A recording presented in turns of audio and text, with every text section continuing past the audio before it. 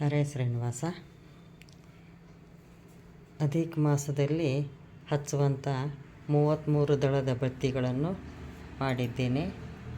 ನಿಮಗೆ ಇದನ್ನೆಲ್ಲ ತೋರಿಸ್ಬೇಕು ಅಂತ ಭಾಳ ದಿವಸ ಅಂತ ಅನ್ನಿಸ್ತು. ಆದರೆ ತೋರಿಸ್ತಕ್ಕಂಥ ಸಮಯ ಬಂದಿರಲಿಲ್ಲ. ಇವಾಗ ತೋರಿಸ್ತಾ ಇದ್ದೀನಿ. ಯಾಕಂದರೆ ಅಧಿಕ ಮಾಸದಾಗ ನನಗೆ ಪುರ್ಸೊತ್ತೇ ಇಲ್ಲ. ಎಲ್ಲರೂ ವೀಡಿಯೋ ಮಾಡಿ ಹಾಕ್ರಿ, ಬತ್ತಿಗಳು ಹಚ್ಚೋದೆಲ್ಲ ವೀಡಿಯೋ ಮಾಡಿರಿ ಅಂತ ಹೇಳ್ತಾಯಿದ್ರು. ನನಗೆ ಸಮಯನೇ ಸಿಗಲಿಲ್ಲ. ಇವಾಗ ಮಾಡಿದ್ದೀನಿ. ಇವು ಪ್ರತಿ ದಿವಸ ಇವು 33 ಬತ್ತಿಗಳನ್ನು ಹಚ್ಚಬಹುದು. ನಿಮಗೆ 33 ಮಾಡ್ಕೋದಾಗಲಿಲ್ಲ ಅಂತಂದರೆ ಯಥಾಶಕ್ತಿ ಹಚ್ಚಿರಿ. ದಿವಸಕ್ಕೆ 2 ಆದರೂ ಹಚ್ಚಬಹುದು. ಇವು 33 ದಳದ ಬತ್ತಿಗಳು. ಇವು ಹೆಂಗಿರ್ತಾವಂದ್ರೆ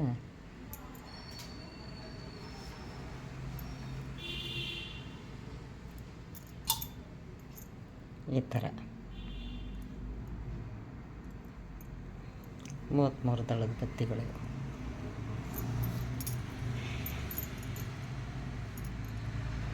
ಕೊನೆಗೆ ಪ್ರತಿ ದಿವಸ 2 ಆದರೂ ಹಚ್ಚಿರಿ. ದಿವಸ 33 ಹಚ್ಚಬೇಕು, ಇಲ್ಲಾದರೆ 2 ಆದರೂ ಹಚ್ಚಿರಿ. 33 ದಳದ ಬತ್ತಿಗಳು. ಇನ್ನು ತುಳಸಿ ಕಾಷ್ಟದ ಬತ್ತಿ. ಇದು ತುಳಸಿ ಕಾಷ್ಟ. ತುಳಸಿ ಕಾಷ್ಟ ಇದು ಅನ್ನೋದು ತೋರಿಸ್ತೀನಿ ಹೆಂಗಿರ್ತದೆ. ಈ ಥರ ಇಷ್ಟು ಸಣ್ಣದಿರೋ ಕಾಷ್ಟನೇ ತೊಗೋಬೇಕು ನೀವು. ತೀರಾ ದಪ್ಪ ಬಂದರೆ ಬತ್ತಿಗಳ ದಪ್ಪ ಆಗ್ತಾವೆ. ಮಂಗಳಾರತಿ ಬತ್ತಿ ಮಾಡಲಿಕ್ಕೆ ತುಳಸಿ ಕಾಷ್ಟ. ಇವು ತುಳಸಿ ಮಂಜರಿ ಅಂತಾರೆ. ಅಂದರೆ ತುಳಸಿದ ಒಳಗೆ ತೆನೆಗಳು ಇರ್ತಾವಲ್ಲ, ಇಲ್ಲಿ ಒಳಗೆ ಹತ್ತಿ ಎಲ್ಲ ಸೇರ್ಕೊಂಡದ. ಈ ಥರ ತೆನೆ, ತುಳಸಿಗೆ ತೆನೆ ಬಂದಿರ್ತದಲ್ಲ, ಈ ಥರ ನೋಡ್ಕೊರಿ ಸರಿಯಾಗಿ. ಇದು ಒಣಗಿದ್ದದಲ್ಲ, ನಿಮಗೆ ಕಾಣಿಸೋದಿದೆ ತುಳಸಿ ತೆನೆ. ಈ ತೆನೆ ಒಳಗೆ ಕಡ್ಡಿ ಇರ್ತದಲ್ಲ ಚಿಕ್ಕದು, ಇದು ತುಳಸಿ ತೆನೆ ಈ ಥರ ಇರ್ತದೆ. ಹಿಂಗೆ ಇದರೊಳಗಿಂದ ಕಡ್ಡಿ ತೆಕ್ಕೊಂಡು ಮಾಡಬೇಕು. ಇದು ಮಂಜುಳನೂ ಅಂತಾರೆ. ಒಳಗಿಂದ ಕಡ್ಡಿ ತೆಗಿಬೇಕು. ಚಿಕ್ಕ ಕಡ್ಡಿ ತೆಗೆದು ಬತ್ತಿ ಮಾಡಬೇಕು. ಮಂಜರಿ ಅಂತಾರೆ, ಮಂಜುಳನೂ ಅಂತಾರೆ. ಇದು ತುಳಸಿ ತೆನೆ. ಈ ಕಡ್ಡಿಯಿಂದ ಮಂಗಳಾರತಿ ಬತ್ತಿ ಮಾಡಬೇಕು. ತುಳಸಿ ಕಾಷ್ಟದಿಂದ ಮಂಗಳಾರತಿ ಬತ್ತಿ ಮಾಡಬೇಕು. ಹತ್ತಿ ನಿಮಗರ ಗೊತ್ತೇ ಅದಲ್ಲ, ಇದು ಹತ್ತಿ. ಇದು ಕಳೀದೇ ಇರೋದು ಹತ್ತಿ. ಅಂದರೆ ಕಳಿಬೇಕು, ಬೀಜ ತೆಗಿಬೇಕು. ಅದು ಕಳೆದು ಇಟ್ಬಿಟ್ಟೀನಿ, ಬೀಜ ತೆಗೆದು ಇಟ್ಟಿದ್ದೀನಿ. ಈ ಥರ ಆದಷ್ಟು ಸಾಧ್ಯ ಆದಷ್ಟು ಹತ್ತಿ ಕಳೆದು ಬತ್ತಿ ಮಾಡೋದು ಶ್ರೇಷ್ಠ. ಇದ್ದಿದ್ದಿಲ್ಲ ಅಂದರೆ ಮತ್ತು ಇವತ್ತು ನಾಳೆ ಎಲ್ಲ ಸಿಗ್ತದೆ. ಆ ಥರ ಇದ್ರೂ ಸ್ವಂತ ಮಾಡ್ಕೊರಿ. ಆದಷ್ಟು ಖರೀದಿ ಮಾಡ್ಲಿಕ್ಕೆ ಹೋಗಬೇಡ್ರಿ. ತೀರಾ ಮೀರಿದ್ರೆ ಅಗದಿ ಶುದ್ಧವಾಗಿ ಮಾಡಿಕೊಡೋರು ಯಾರೇ ಇದ್ರೆ ಅಂದ್ರೆ ತರಿಸಿ ಹಚ್ಬೋದು. ಶುದ್ಧವಾಗಿ ಮಾಡೋರು ಇರಬೇಕು. ಈ ಬತ್ತಿ ಅನ್ನೋದು ಹೆಂಗೆ ಮಾಡಬೇಕು ಅಂತ ಅನ್ನೋದು ನಾನು ನಿಮಗೆ ಹೇಳಿಕೊಡ್ತೀನಿ. ಇವಾಗ ತುಳಸಿ ಕಾಷ್ಟದ್ದು ತುಳಸಿ ಮಂಜರಿ ಹತ್ತಿ ಕಳೆದು ಬತ್ತಿ ಮಾಡೋದು ಎಲ್ಲರಿಗೂ ಗೊತ್ತೇ ಅದ. ಅಂದ್ರೂ ತುಳಸಿ ಕಾಷ್ಟ ಬತ್ತಿ ಹೆಂಗೆ ಮಾಡ್ಬೇಕು ರೀ, ಯಾವ ಥರ ಕಾಷ್ಟ ತೆಕ್ಕೋಬೇಕು ಅಂತ ಎಲ್ಲರೂ ಕೇಳ್ತಾಯಿದ್ರು. ಇವಾಗ ಹೇಳ್ತೀನಂತ. ಹರೇ ಶ್ರೀನಿವಾಸ.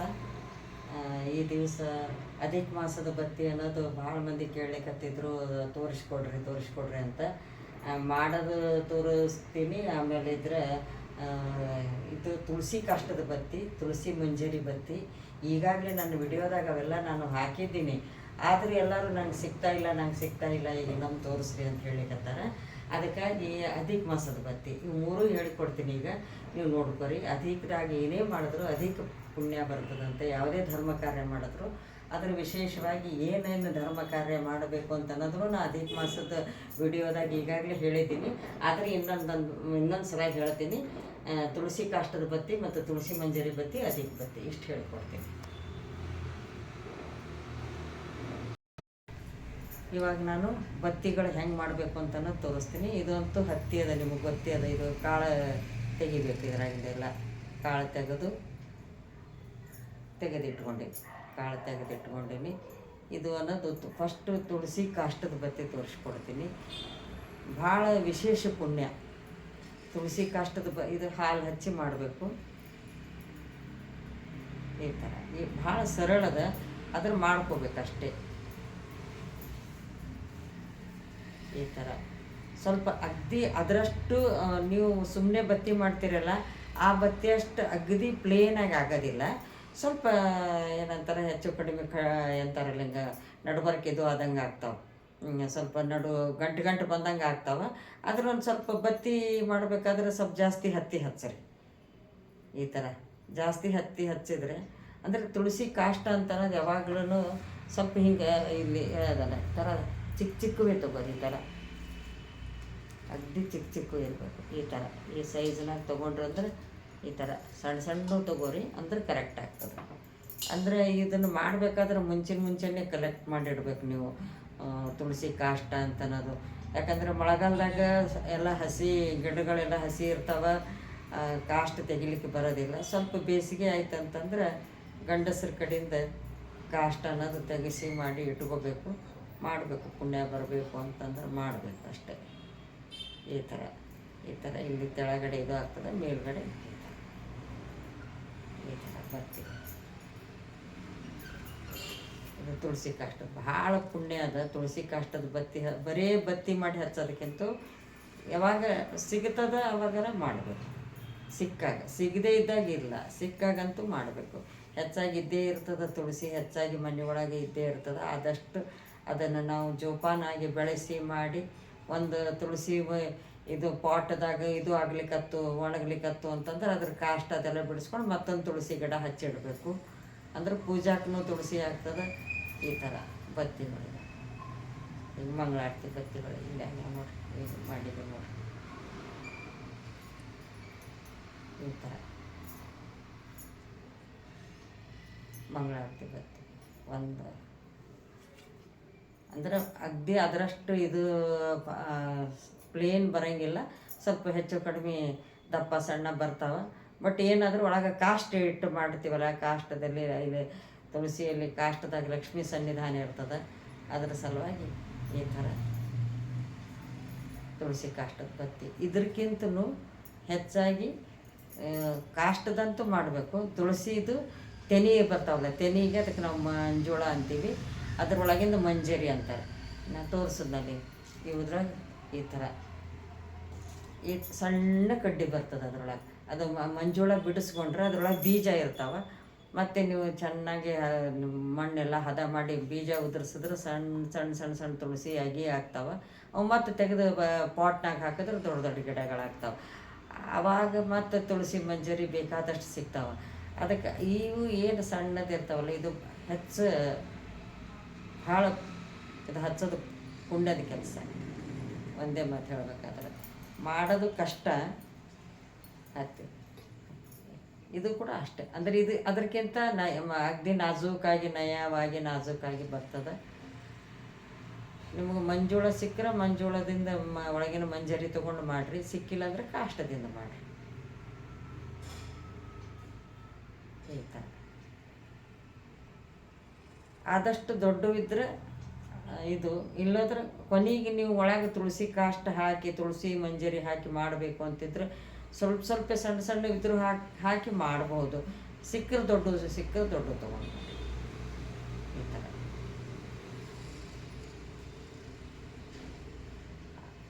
ಅಧಿಕದಾಗ ಹಚ್ಚೋದಂತೂ ಭಾಳ ಪುಣ್ಯ.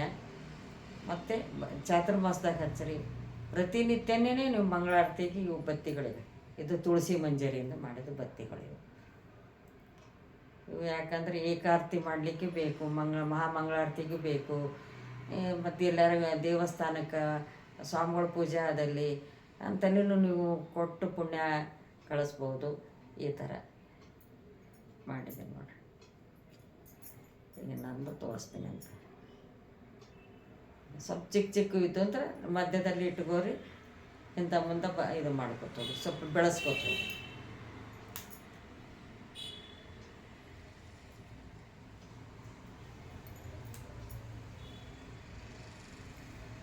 ಮಂಜು ಒಳಗೆ ಹತ್ತಿ ತಂದು ಕಾಳು ತೆಗೆದು ಬಿಡಿಸಿ ಮಾಡೋದು ಶ್ರೇಷ್ಠ.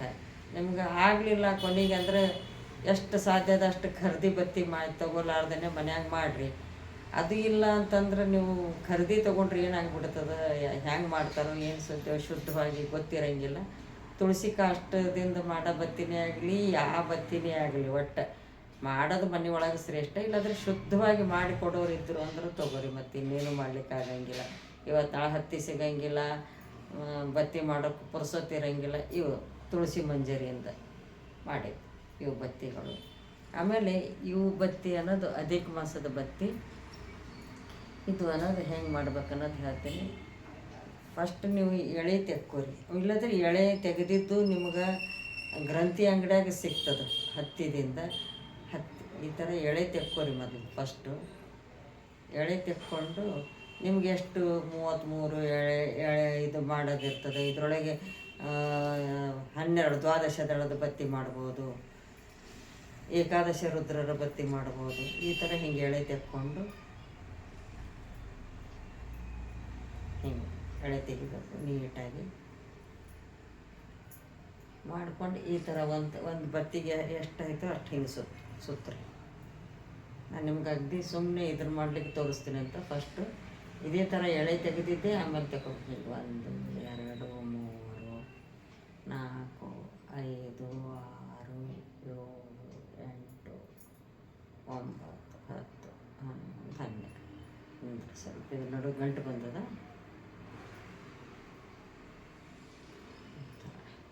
ಆದಷ್ಟು ನಡು ಇದು ಗಂಟು ಬರಲಾರ್ದಂಗೆ ನೋಡ್ಕೊರಿ.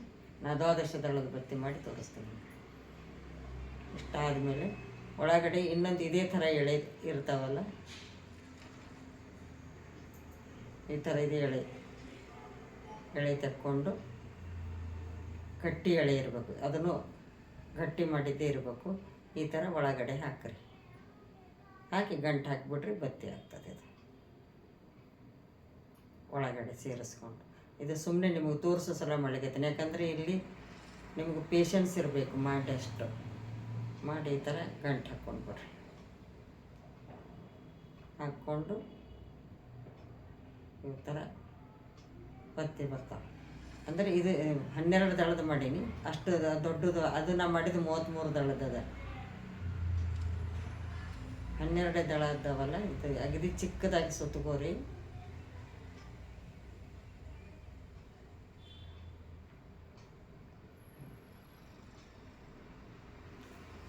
ಇದಕ್ಕೆ ಇಲ್ಲಿ ಹಿಂದೆ ಇದು ಹಚ್ಚಿರಿ.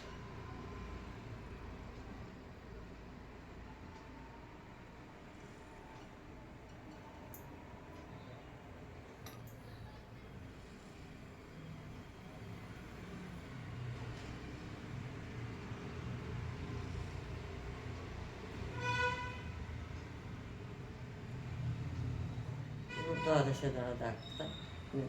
ಇದ್ದಿದ್ದಿಲ್ಲ ಅಂದರೆ ನೀವು ಹಿಂಗೆ ತಗೋರಿ. ಅಗದಿ ಸರಳ ಅಂದರೆ ಹೇಳ್ಕೊಡ್ತೀನಿ.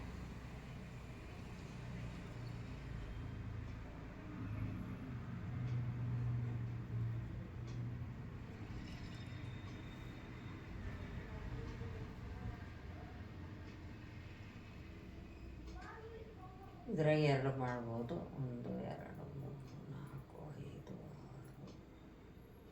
6 ಆಯಿತು. ಹಿಂಗೆ ಮಾಡ್ಕೋರಿ. ಇವು 12 ದಳ. ಇದೇ ಥರ 3 ಮಾಡಿದ್ರೆ 36 ಆಗ್ತದೆ. 1 2 ದಳ ಹೆಚ್ಚಾದರೂ ಪರವಾಗಿಲ್ಲ, ಕಡಿಮೆ ಮಾಡ್ಲಿಕ್ಕೆ ಹೋಗಬೇಡ್ರಿ.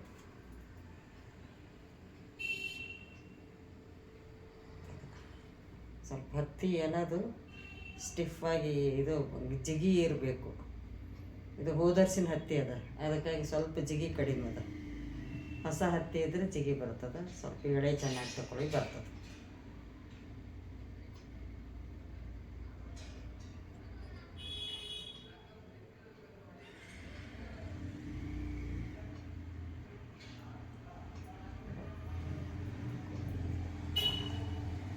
ಈ ಥರ 3 ಮಾಡಿ ಇಟ್ಕೊರಿ ಫಸ್ಟ್.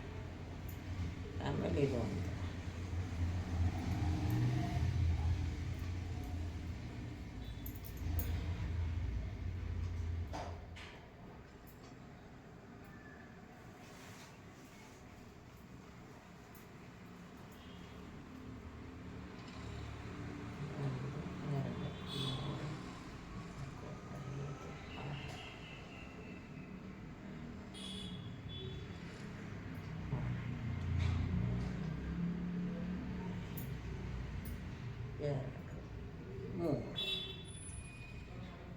ಇವು 3 ಕೂಡಿಸಿದರೆ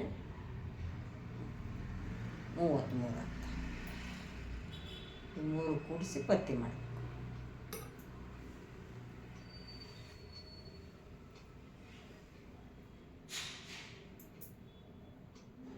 ಸ್ವಲ್ಪ ಟೈಮ್ ತಗೋತದೆ ನಿಮಗೆ.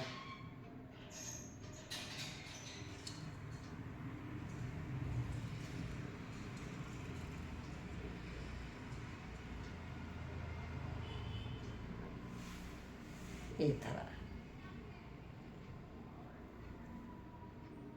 33 ದಳದ್ದು.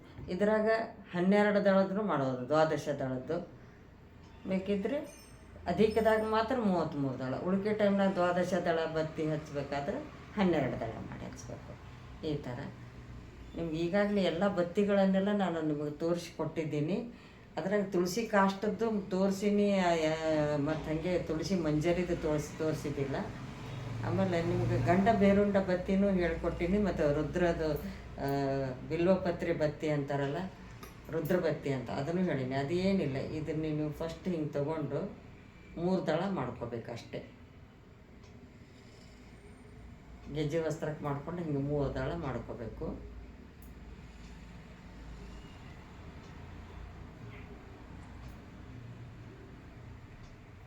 ರುದ್ರ ಬತ್ತಿ ನಾವು ಮಾಡೋದು ಇವಾಗ.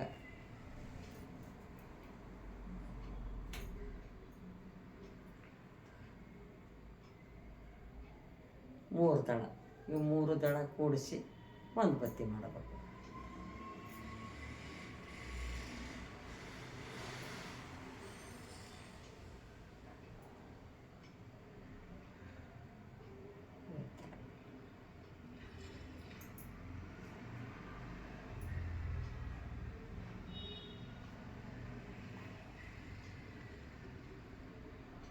ಮನೋನಿಯಾಮಕರಾದ ರುದ್ರದೇವರಿಗೆ ಹಚ್ಬೋದು.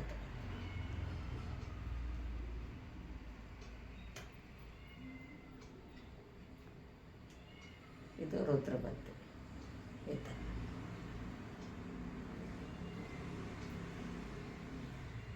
ಎಲ್ಲ ಬತ್ತಿಗಳು ನಂದು ದೀಪಾರಾಧನೆ ಮತ್ತು ದೀಪಮಾಲಿಕೆ ಅನ್ನೋದರಲ್ಲಿ ನೀವು ನೋಡಿದ್ದೀರಿ. ಇದು ದೀಪಾವಳಿ ಮುಂದೆ ಹಚ್ತೀವಲ್ಲ, ಆವಾಗ ಕೃತ್ತಿಕಾ ನಕ್ಷತ್ರ ಬತ್ತಿ ಅದನ್ನು ಹೇಳಿಕೊಟ್ಟಿನಿ, ಬಾಲ್ಕುಸರಿ ಬತ್ತಿ ಹೇಳಿಕೊಟ್ಟಿನಿ, ಅಷ್ಟದಿಕ್ಪಾಲಕರ ಬತ್ತಿ ಹೇಳಿಕೊಟ್ಟಿದ್ದೀನಿ, ಪವಿತ್ರ ಬತ್ತಿ ಇನ್ನೊಂದು ಸಲ ನಿಮ್ಗೆ ಹೇಳ್ಕೊಡ್ತೀನಿ. ಅವಾಗಲೂ ಹೇಳೀನಿ, ಇನ್ನೊಂದನ್ನು ಮತ್ತು ಹೇಗೂ ಈಗ ಮಾಡಲಿಕ್ಕೆ ಕೂತೀನಿ ಹೇಳಿಬಿಡ್ತೀನಿ. ಪವಿತ್ರ ಬತ್ತಿ ಮನೆಗೆ ಸಂತಾನ ಅಭಿವೃದ್ಧಿ ಆಗಬೇಕಾದ್ರೆ ಪವಿತ್ರ ಬತ್ತಿ ಹಚ್ತಾರೆ. ಪಿತೃ ಮಾಸದಾಗ ಅಂದರೆ ಪಕ್ಷ ಮಾಸದಾಗೂ ಹಚ್ಚಿರಿ, ಇಲ್ಲೋದ್ರೆ ಬೇರೆ ಟೈಮ್ನಾಗಾದರೂ ಹಚ್ಚಬಹುದು. ಈ ಥರ ಎಳೆ ತೆಕ್ಕೋಬೇಕು. ಫಸ್ಟು ಎಳೆ ಅನ್ನೋದು ತೆಗಿಲಿಕ್ಕೆ ನಿಮ್ಗೆ ಬಂದರೆ ಭಾಳ ಎಲ್ಲ ಬತ್ತಿನೂ ಸರಿಯಾಗಿ ನೀವು ಮಾಡ್ಕೋಬೋದು. ಪವಿತ್ರ ಬತ್ತಿನ ಹೇಳ್ಕೊಡೋದು ಇವಾಗ. ಈ ಥರ ಒಂದು 10 ಸಲನ 2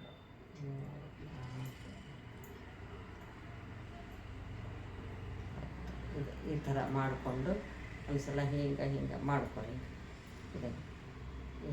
ಇದು ಆದಮೇಲೆ ಇದು ಪವಿತ್ರ ಗಂಟು ಹಾಕ್ಬೇಕು.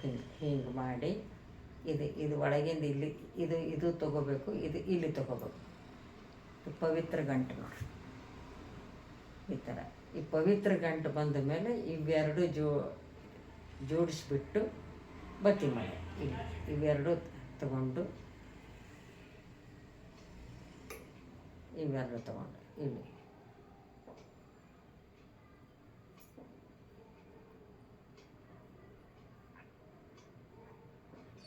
ಇದು ಪವಿತ್ರ ಬತ್ತಿ.